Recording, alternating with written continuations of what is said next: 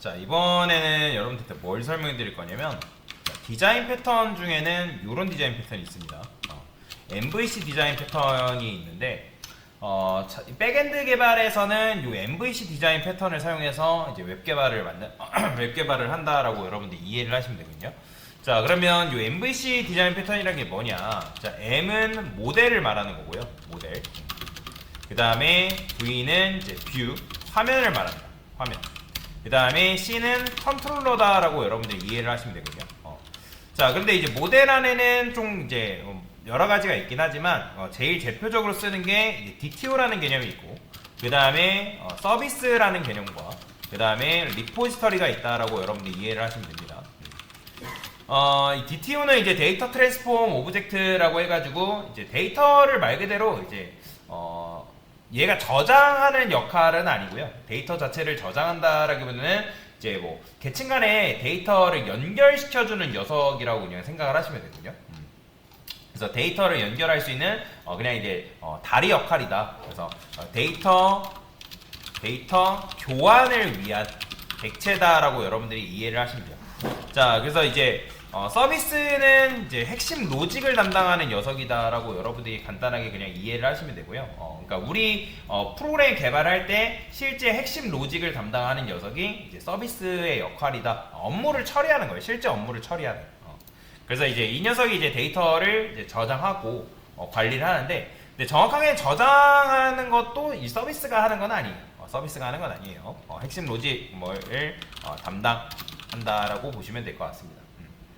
자, 그러면 리포지터리의 역할이 뭐냐? 이 리포지터리가 이제 데이터랑 데이터 통신을 담당하는 녀석이 이제 리포지터리다라고 보시면 되거든요.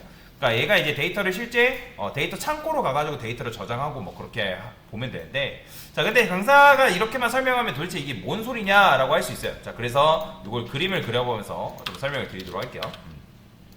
뭐든지 그림을 그려가면서 도식화하면서 이해를 하는 게 제일 좋습니다.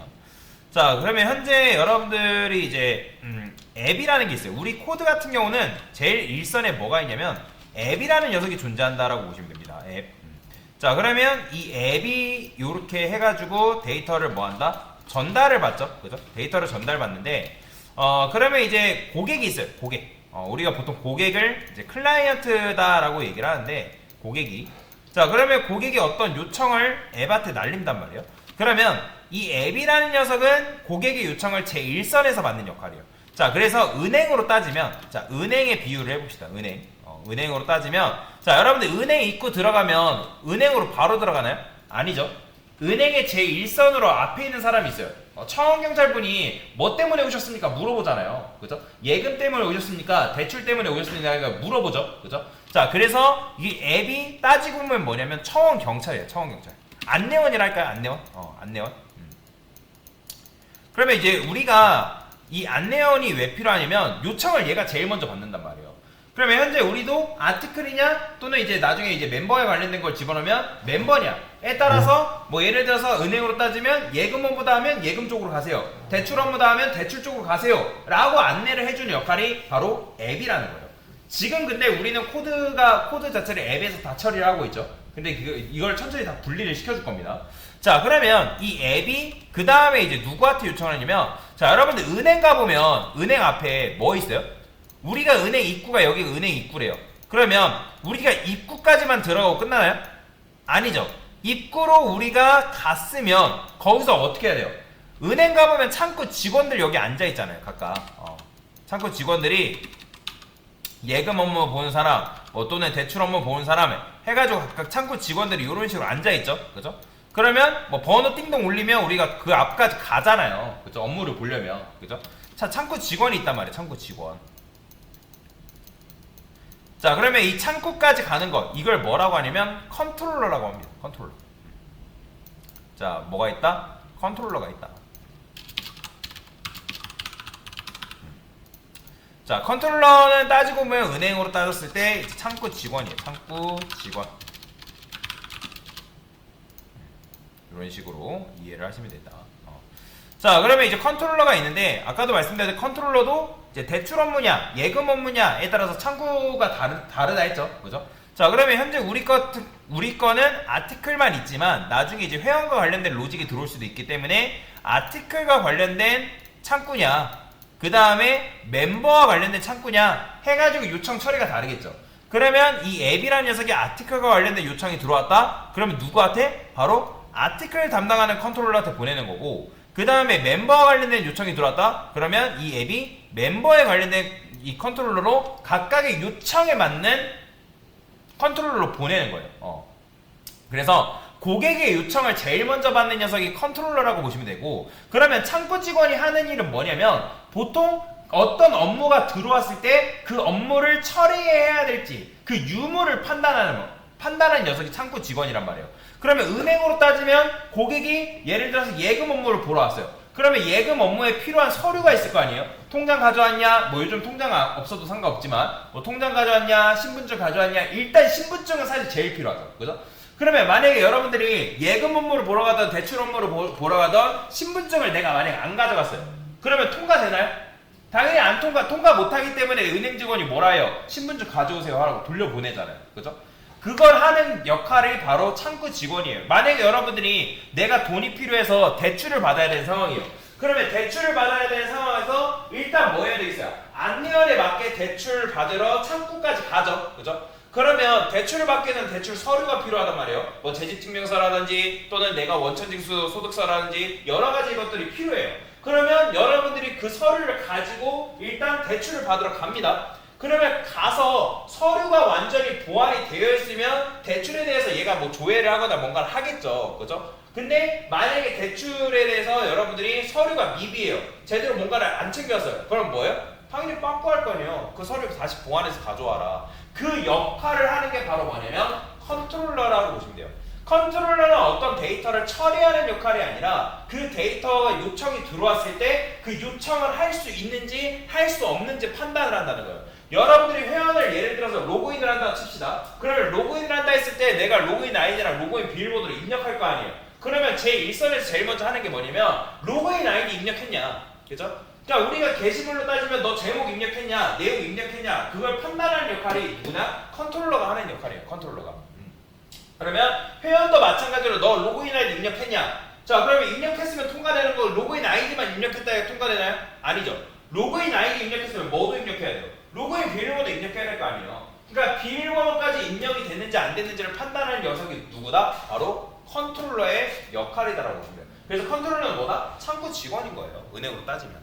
그래서 창구 직원이 실제 이제 그거에 대해서 어떤 일에 대해서 할 수 있는지 없는지 그거를 이제 유무 처리를 한다. 유효성 검사를 하는 게 바로 창구 직원이 하는 거고. 자, 그러면 이제 얘가 할 수 있는지를 뭐예요? 어떤 이제 서류를 고객이 잘 보완해서 가져왔어요.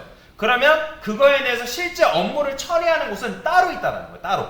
자, 그게 바로 뭐냐면 서비스입니다. 서비스. 자, 그러면 여기에 이제 서비스가 존재한다. 자, 서비스. 자, 이 녀석은 뭐예요? 업무 처리예요. 업무 처리. 그냥 업무 처리과라 할까요?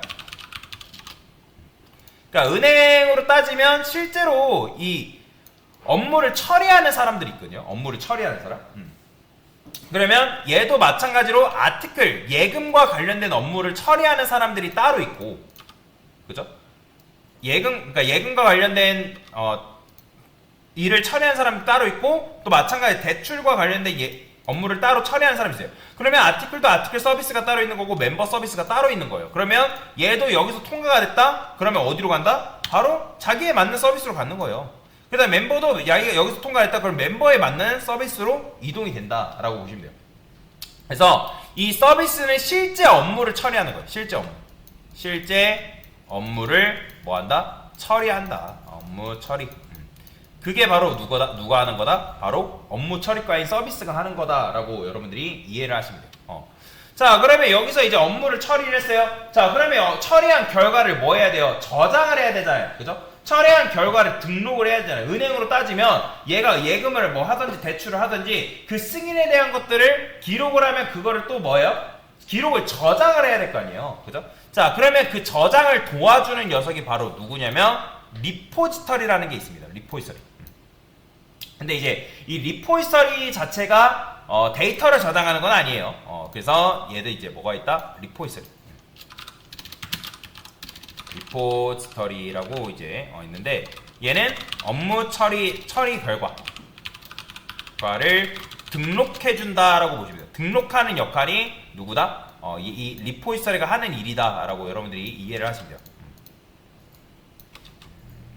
자, 이런 식으로. 자, 그러면 얘도 마찬가지로 서비스에 대한 것들, 뭐 아티클, 그 다음에 멤버다. 그러면 얘도 똑같아요. 얘도 마찬가지로 아티클과 관련된 거를 결과를 처리하는 녀석이 있고, 멤버와 관련된 거를 이제 등록하는 녀석이 있죠. 그러면 여기서도 통과가 이렇게 되는 거예요. 자, 근데 우리는 실제 데이터베이스라는 게 존재하지 않죠. 그죠? 우리는. 근데 이 처리 결과를 등록하려면 뭐 해야 돼요? 실제 데이터베이스라는 게 필요하단 말이에요. 그러면 이 처리 결과를 등록을 하는 역할이 아까 말씀드렸잖아요. 리포지터리가. 그러면 얘가 DB랑 통신하는 녀석은 리포지터리가 그걸 담당하는 거예요. 얘가 DB 통신을 담당합니다. DB 통신.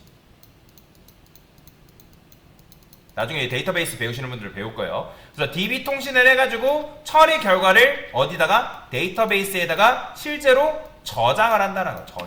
저장.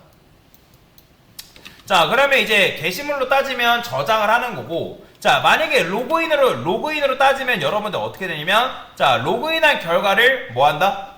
자, 보세요.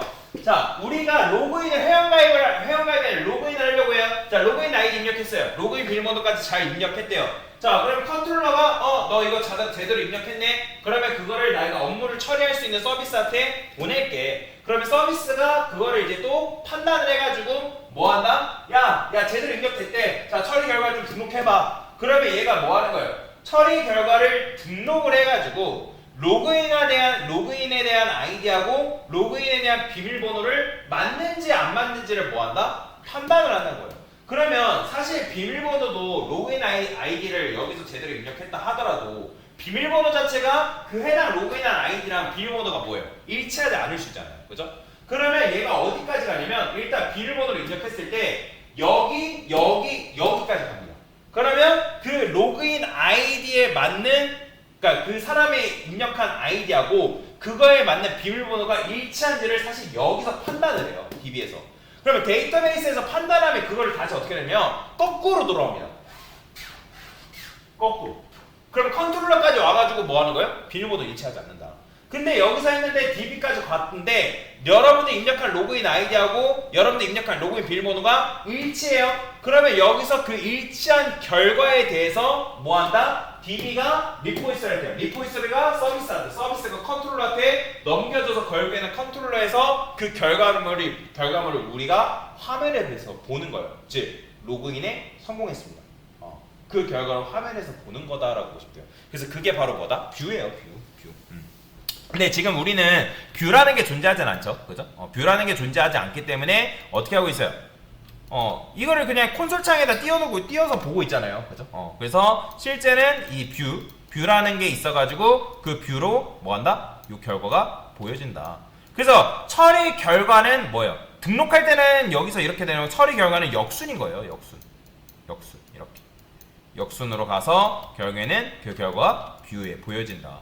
자, 요게 바로 뭐냐면 요게 MVC 구조다라고 여러분들이 이해를 하시면 돼요. 그래서 은행으로 아까도 말씀드렸지만 따지면 뭐예요? 여러분들이 민원인 그죠? 은행을 이용하려고 하는 민원인. 자, 그러면 이제 민원인이 창구 직원으로 가죠. 그죠? 뭐 지금 우리 같은 경우는 현재 앱이 있어요. 청원경찰 안내원. 자, 안내원이 뭐예요? 앱이에요. 안내원한테 간 다음에 자, 그러면 창구 직원한테 가죠. 자, 얘가 뭐라고요? 컨트롤러라고요. 컨트롤러. 그 다음에 이제 뭐예요? 그러니까 뭐 계좌를 관리하는 뭐 관리 업무 처리과. 그럼 업무 처리과가 서비스라는 거예요. 서비스. 그 다음에 이제 뭐예요? 업무 처리 결과를 등록하는 녀석이 있죠. 그게 바로 뭐다? 리포지터리. 자, 그 다음에 이게 뭐예요? DB. DB로 이제 등록이 되는 거예요. 이런 식으로. 자, 그러면 이제 DB까지 등록이 됐으면 이제 뭐 해야 되는 거예요? 여기서 DB에서 누구로 넘겨주는 거예요? 그러니까 여기서 처리 결과가 넘어올 거 아니에요? 처리 결과가. 그죠? 그러면 그게 결국에는 이제 역순으로 리포지터리 서비스 컨트롤러 와가지고 그 결과를 누구한테? 뷰 화면에서 보는 거죠. 거래 이제 뭐 거래 결과랄까? 뷰 그게 이제 누구한테? 민원인한테 전달이 되겠죠. 고객이라 합시다. 민원이라 하지 말고. 그러니까 이런 식으로 처리가 된다라고 여러분들 이해를 하십니다. 자, 그러면 이렇게 왜 나눌까요? 업무가 명확하게 구분되기 때문에 그래요. 업무가 각각의 역할별로 구분이 된다. 제가 이제 예전에도 말씀드렸지만 그러니까 우리가 개발 원칙에는 단일 책임 원칙이라는 게 있단 말이에요. 그러면 이제 솔리드라고 얘기하는데 뭐 이것도 이제 여러분들이 정보 처리 기사 공부하실 거면 이거 솔리드 패턴 다 외워야 됩니다. 그러니까 여기 보면 객체 지향 설계 원칙이라고 합니다. 그러면 여기에 뭐가 있냐면 여러 가지가 있지만 단일 책임 원칙이라고 있어요. 클래스는 하나의 책임만 져야 된다. 이런 원칙이 실제로 존재합니다. 자, 그래서 마찬가지로 MVC도 각각의 모델, 뷰, 컨트롤러에 맞춰서 뭐예요? 역할을 위임하는 거예요. 그래서 창구 직원은 고객의 응대만 딱 대응을 하는 거죠. 그죠? 그리고 실제 업무 처리를 할 수 있는 전문적인 사람한테 그걸 맡기는 거고. 그죠? 자, 이렇게 해주면 지금 사실 소규모 프로그램일 때는 크게 상관이 없거든요. 여러분들 크게 체험도 안 돼요. 근데 대규모로 가면 갈수록 이 디자인 패턴에 맞게 코드를 분리한 거를 진짜 잘했다고 생각을 합니다. 이렇게 해야지만 나중에 유지 보수가 굉장히 쉬워져요. 유지하기도 보수하기도 굉장히 편해진다. 업무 분담이 편해진다는 거죠. 그죠? 그러니까 개발자는 개발만 신경 쓰면 되는 거고, 그 다음에 화면을 신경 쓰는 사람은 화면만 신경 쓰면 되는 거고. 그러니까 그런 식으로 업무가 딱딱 나눠지기 때문에 굉장히 좋은 거죠. 사실 화면, 뷰는 개발자가 신경 쓸 필요가 없어요.